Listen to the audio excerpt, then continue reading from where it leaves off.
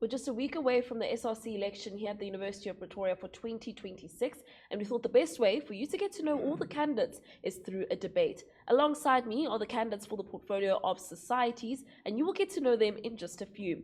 Hello, I'm your host, Tsukufatsa Makola, and this is one of many SRC debates that was set to conduct in the lead up to the SRC election for this year. This is powered by the Elections Management and Consulting Agency of Africa, as well as the Department of Student Affairs here at the University of Pretoria. A reminder to check out all the other debates that are already uploaded on the University of Pretoria's Department of Student Affairs YouTube page that's already live currently, and you can also catch these candidates as well as the other candidates for other portfolios at the Piazza, where they will each be presenting their manifestos from the 11th until the 14th of August of this year. Allow me to introduce our candidates for this portfolio. Further is from myself, we have Rorisang. Next to Rorisang, we have Spiwe, and next to Spiwe, we have Tsidiso. Thank you so much for joining us for this debate. A few ground rules before we begin, just so that you're familiar.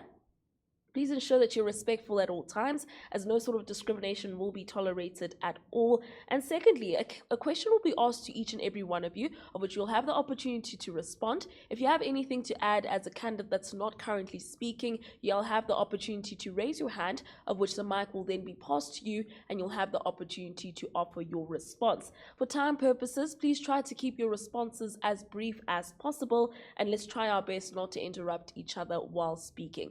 Seems self-explanatory, right? Yes. Well, then let's get started.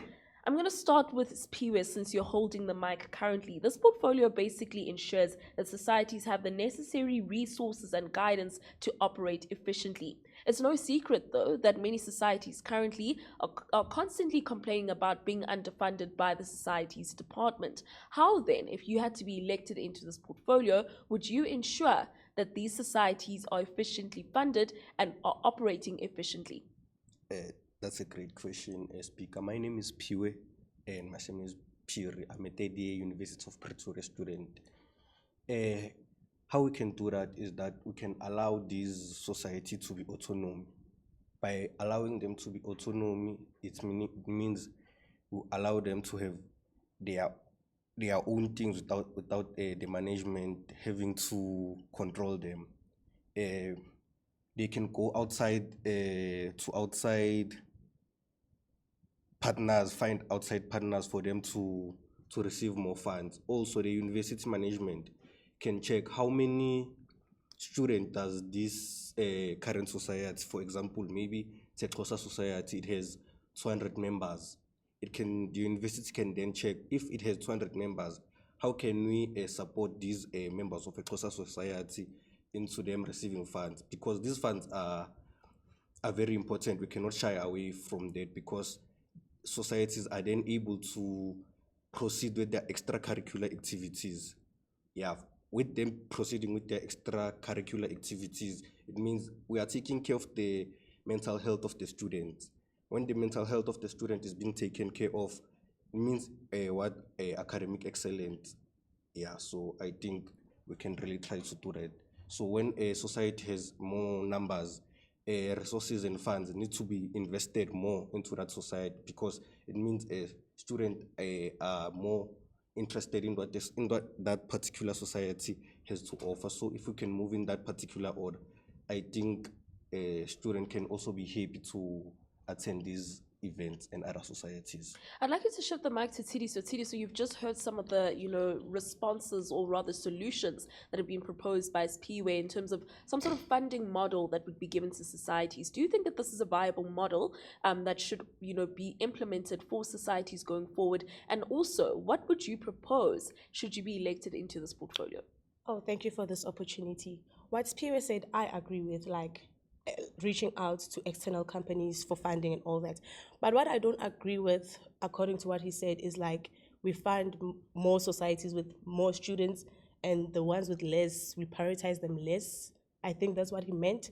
I don't agree with that. I believe every society has the right, equal opportunity. So basically, even though this society has less members and this has more, it doesn't mean we have to neglect them in a certain way, but we have to push that every society gets the funding, because at the end of the day, I believe people join societies because they want a source of like belonging, a source of like to get away from every university issues, academics, like to basically rejuvenate themselves and like be free. So I feel like when it comes to funding, every society has to be like given equal importance. Basically, when we're looking for funding for this like this Zulu society, let's do the same thing for Xhosa society, even though let's say these are not many people and there are many, but we have to like equalize them, everybody. So I believe that if we go outside and look for funding and reach out to companies, basically look what the society is all about and reach that type of company, I believe that will work best.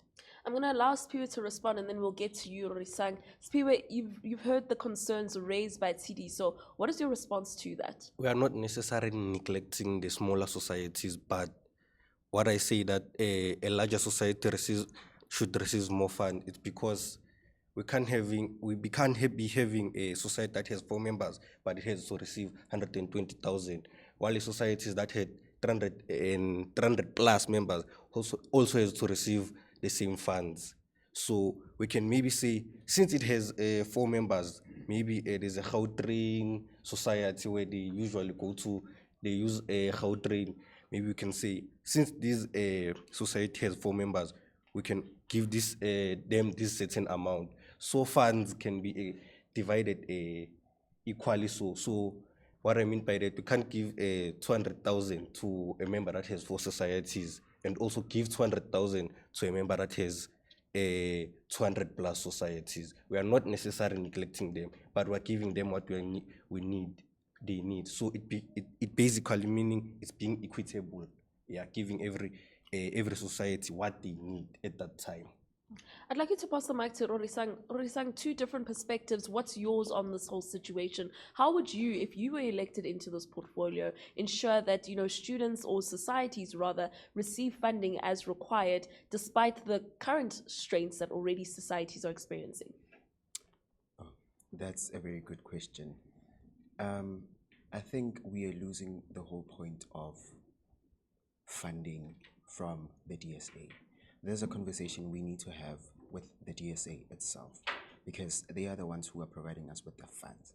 So us going to external funders for funding, that should be a last resort.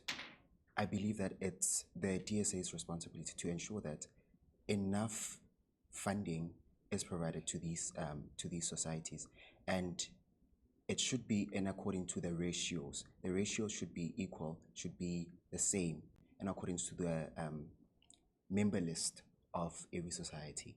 That's where I stand. But also, yes, I do agree with your points, but to a certain extent. Thank you very much. I'd like you to keep the mic, Rorisang, as I pose the next question. I mean, finances are clearly a conversation across this entire panel, and the reality is, due to the lack of funds that some societies, have, some societies then resort to things like membership fees or, other forms of gaining some sort of funding for themselves, that sometimes one can argue this leads to exploitation of the students that join these societies. If you were elected into this portfolio, how would you prevent this from happening? The first thing, right, this is us having a conversation, us communicating what is acceptable, what is not, right? This is where we need to hold these chairpersons accountable, that students who join these societies, they join in order to feel welcomed. They join to feel to feel like they belong, in a sense of community. So them having to pay for membership fees, that is unacceptable. And my stance on this is, yes, we need to hold the relevant people accountable for this issue, which is the DSA. They provide the funds, so we need to hold them accountable as to how the funds should look like for each and every society and its diverse purpose. Thank you very much. I'd like you to pass the mic across. Spiwe, same question posed to you. How would you ensure, if elected into this portfolio, that exploitation of students who join societies does not happen? Thank you once again, Speaker. as Roresang has said, we need to hold DSA accountable. It cannot be that, Speaker, in the previous years, societies used to get a lot of money for societies that had members that were many in that particular society. But now that funds have decreased, it doesn't make sense that the standard of living is going high and the DSA is saying, since the standard of living is going high, we're going to decrease that money. So it really doesn't make sense. The DSA needs to set the same standard that it has set before, that members, societies that have higher members need to get more money. It cannot be that in 2022, societies that had many members used to get 13,000, but now societies like the vendor societies, it has like 200 plus members, but it got 4,900. In that 200 members, what are they supposed to do with that money? So DSA needs to hold up their standard and do what they need to do right by the students. I'm going to allow you to pass the mic back to Rorisang, and then we'll let Tsidiso speak. Rorisang, you've just heard what Spiwe has just said. Do you have something to add? Yes, I would like to add on that. Also, I would like to encourage, since yes, the DSA is financially overstretched, yes, it is also, I would like to encourage society chairpersons to host fundraising events where they can use those funds to supplement wherever the funds are needed. Yes, that's what I wanted to say, to add on. Okay, I'd like you to pass the mic to Tidi. So Tidi, so same question posed to you. If elected into this portfolio, how would you ensure that students that join each society are not exploited? So basically, I feel like a joining fee is diabolical, because basically when you started the society, there was like no joining fee. So why should that be imposed as the society continues? And at the end of the day, I believe that this society is meant for students, right? And as students, we are broke. Like, there are people who are privileged, but there are others like myself that were not privileged at all, and we want a sense of belonging. So I feel like charging membership fees is really, really wrong. And I think the chairpersons of each and every society, they have to be strategic in how they raise funds. Not only like charge membership fees, but do a fundraising, as Rorisang has said. Like, also the DSA, obviously, they have to pull through, clutch up. The standard of living is very, very high in this economy. So they have to keep on they have to increase the money to a certain extent, because I feel like it is very not enough at this time and age. Okay, I'd like you to keep the mic, Tsidiso, and I'd like to probe you on something. How would you, if elected into this portfolio, allow or rather monitor that societies are fit for purpose? Because we've just spoken about this issue of exploitation, but the reality is, you've all mentioned funding is an issue, right? But how would we, or how would you know, if elected into this portfolio, that societies or heads of societies are using the funds and are fit for purpose? So basically, the first thing I would do is create an event where basically we educate. Or treasury usually are the people who hold the funds, but not only them, but they are EC entirely. Basically have an event where it's an educational purpose to see how the society can distribute the funds in a right way, if I can say. No funds are misused in a certain way, and this event is open for everybody also, not only just the EC, but also even the members, so they know okay, this year's funds, okay, it is really bad. They can't demand for a lot of things. They know, okay, the funds are not looking great, but at least they propose this and this and that. And when the EC is trying to deviate from what the plan is, they can the members can hold them accountable to guys, we don't have enough funds. Let's just put this aside for now. Let's not do this because it's cost effective, and let's just do something that's within our budget. Yeah. I'd like you to pass the mic to Spiwe. Spiwe, you've just heard some of the solutions raised by Tsidi. So in terms of, allowing for an event to take place where, people are educated on how to use the funds correctly, do you think that this is viable, or do you think this is a viable solution? And also, if you had to be elected into the portfolio, how would you monitor or audit how finances are used within societies? Thank you for the question. Mine is very simple and clear. I would make sure that I visit each and every society and ask the members, because it's not about the leadership only, it's about the members. So when we ask the members, how do they feel about their society? Has the funds been received? Because the society is about them being happy and them being involved. So we need to ask the members, Hori, for them to be happy, what can the society's SRC representative do for them? And ask if the funds, do they feel like the funds are being used to take care of them? And yes, I do agree with my lady here, Hore. We need to educate the subcommittee of the societies about being financially responsible, buying things that the society will benefit for it. Yes. I'd like you to pass the mic to Rorisang. Rorisang, two interesting perspectives coming from your fellow candidates, ensuring that there's some sort of, collaboration, or rather collaboration between the EC as well as your department, if you had to be a part of it, as well as just ensuring that all, societies are visited accordingly, just to ensure that finances are used well. Do you think that these are viable solutions? But also, if you had to be elected into this portfolio, what would you propose instead? I think both of them, they are viable. Yes, they are correct, but also, actually not but. I would like to add on that. Yes, this is where the regular check-ins with the society chairpersons is required, where we host meetings, where they are required to present financial records, what they have bought, what was the purpose of what they bought, and all of that. Yes, initially, yes, it is important to educate them how to manage the funds and also allocate them appropriately, and also to check with the students, because that's our job as the society portfolio holder, is to serve the students. So yes, I agree with my candidate here that yes, we need to also interview, we need to communicate with the students who are part of these societies, whether they feel satisfied with how the funds and the resources are used. But thank you. I'd like you to keep the mic as I probe the next question. I mean, we have a whole range of societies here at the University of Pretoria. Some may argue we have too many societies here at the University of Pretoria. And that often comes with different perspectives and sometimes even conflict. Conflict that you would have to manage if you had to be elected into this portfolio. I want to know from you, if elected into this portfolio, how would you manage the conflict and differing views that often occurs between different societies?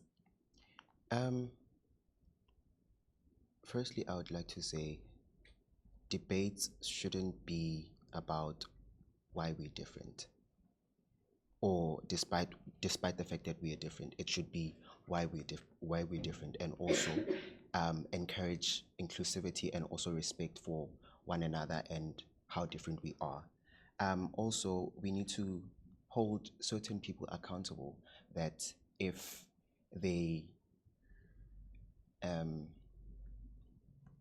they violate another person's rights or discriminate against the other, there will be consequences for that. But also we need to educate them that it is possible to have a conversation professionally, allow them to speak, allow them to voice their concerns. And then if you don't agree to a certain point, argue professionally, hear their point, don't attack them, attack their principle. Thank you. Yeah. I'd like you to pass the mic to Spiwe. Spiwe, you've just heard what Rorisang has suggested in terms of what he would implement if elected into this portfolio. If you had to be elected into this portfolio, same question applies. How would you ensure that, the diverse, societies that are present on campus do engage in conflict in a healthy manner?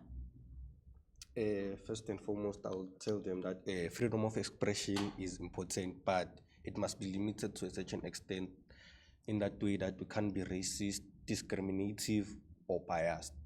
So we should teach them that please be respectful, and also debate is an important thing, so we can see where we lag. We can't be having different societies that agree on one thing. We must have opposing views so that we can be transformative, find issues where we can move forward as societies.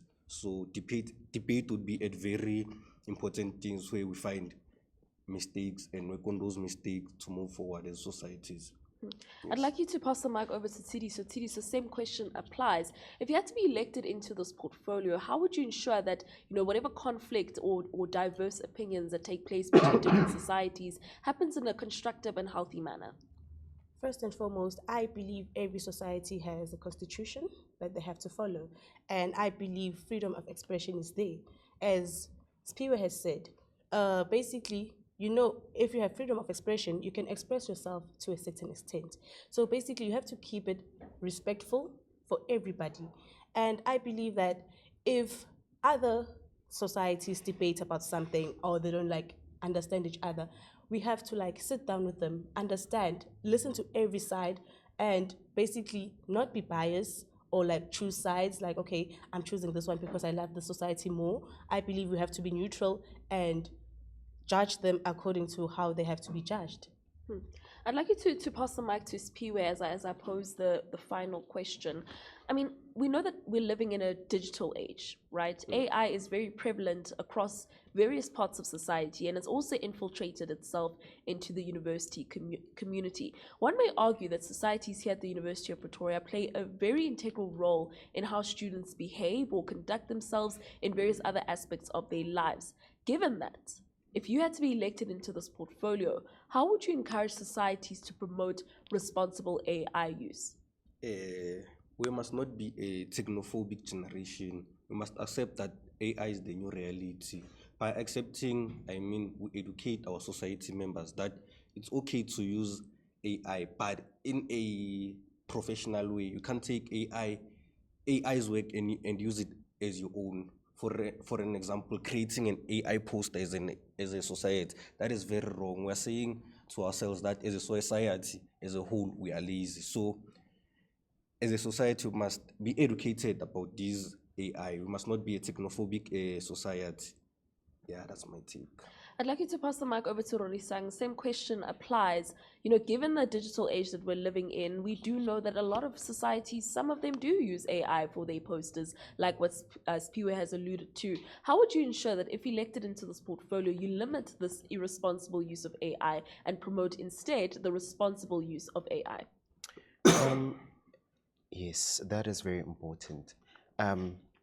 As I've said before, that for transformation to occur, we first need to have a conversation where we point out what is wrong, or rather what is acceptable and what is not acceptable.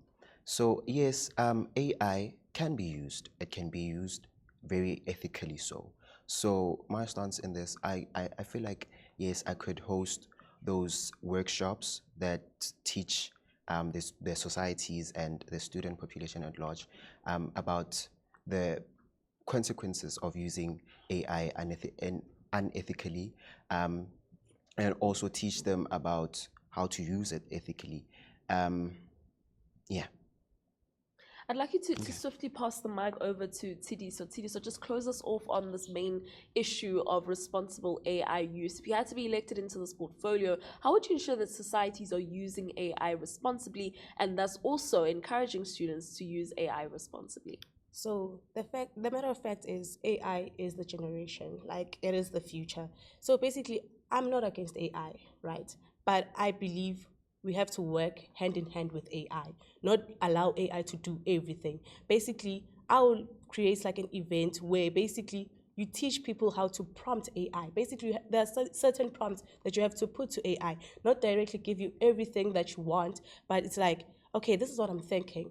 Please work hand in hand with me. Don't take everything what AI says. And also when it comes to posters, don't say AI just create a poster for me. That does look like the society is lazy and doesn't care about the society. It's you know what, I don't have time for this. Let me just put it to AI. So basically, I believe this event will teach people that okay, you can depend on AI, but to a certain extent. Use it promptly. Don't just use it for the sake of finishing it on time.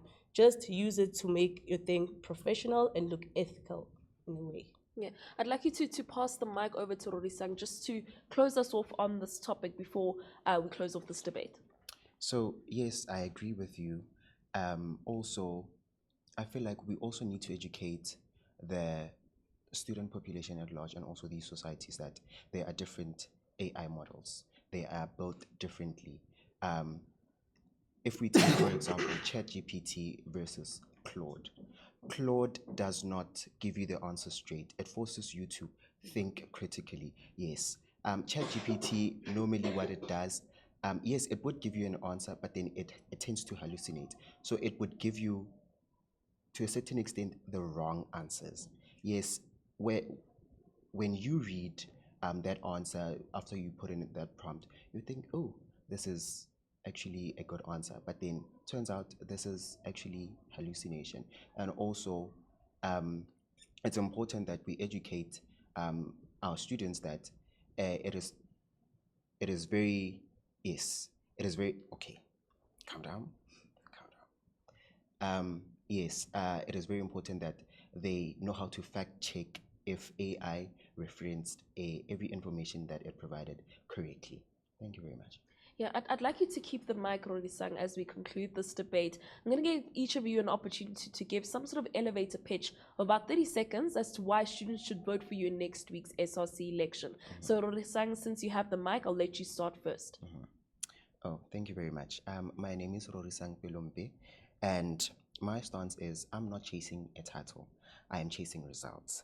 I have a clear plan which sets out my to-do list throughout the entire my entire office term. Yes, I feel like what makes me a suitable candidate for this is, yes, I do have the leadership skills, the technical ones, but then also I bring forth what matters most: the human decency, the compassion, the empathy, the willingness to listen to you guys and learn and also act on your behalf. Thank you very much. I'd like you to shift the mic to Spiwe. Spiwe, why should students vote for you in next week's SRC election? Revolutionary greetings once again. I believe that there's no true emancipation without the emancipation of women. So what I mean by that is that societies, as me, as their representative, should go to a GBV training, because this is a social illness. We cannot shy away from it. And that social illness occurs in every space. So that subcommittee will go to training. This training will be able to aid them with necessary tools on how to act when this social ill has attacked our space. And also the issue of funding by these societies. Funds must be released early so that societies can continue with their work and extracurricular activities. Yeah, thank you. And finally, Tidi, so why should students vote for you in this upcoming SRC election? So before you decide who to vote for, ask yourself what you actually want from your societies: a space that works for you or one that you have to work around. That question is at the heart of why I'm standing here today. This portfolio isn't about titles or promises made for applause. It's about the everyday reality of being part of a society on this campus. And making the reality better, I've taken the time to understand where things fall apart and intend to act on it steadily, honestly, and with every student in mind, not just those already at the front of the room. Change doesn't happen through good intentions alone. It happens through someone's willing to show up, listen, and follow through. So I believe you should vote for Tidi Soshabalala to be your SRC Societies portfolio holder. I thank you. Thank you so much for taking time to join us for this SRC debate. A reminder that your candidates for the portfolio of societies, furthest from myself, is Rorisang, next to Rorisang is Spiwe, and next to Spiwe is Tidi. So thank you so much for joining us for this debate. A reminder that the manifesto presentations are currently taking place between the 11th and 14th of August 2026 at the Piazza here at the University of Pretoria. And there you will get your own opportunity to potentially even ask the candidates that have been, showcased within these debates a couple of questions of your own to better get to know them as well ahead of next week's election that kicks off on the 19th of August.